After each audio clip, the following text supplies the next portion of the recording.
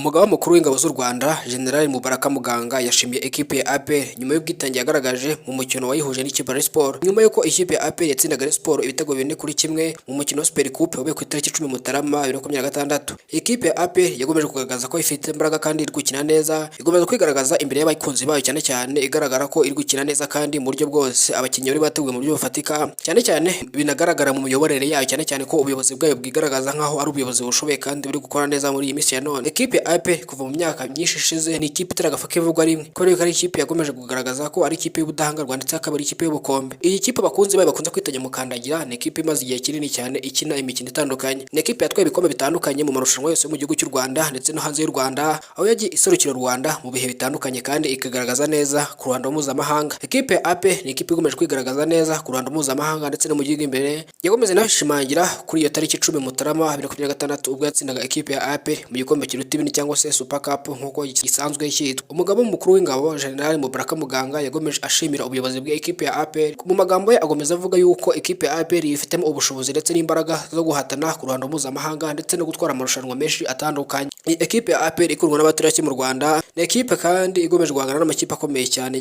by'umwihariko nk'amakipe yo muri East Africa, muri Nigeria n'ahandi hatandukanye. Akaba ari ekipe y'ubudahangarwa ndetse akaba ari ekipe y'ubukombe. Komeza ubane natwe hano wisanze ni ku Taifa Rwanda. Ndabashimiye cyane, Imana ibarinze. Njye nitwa Elise Taifa. Ciao ciao.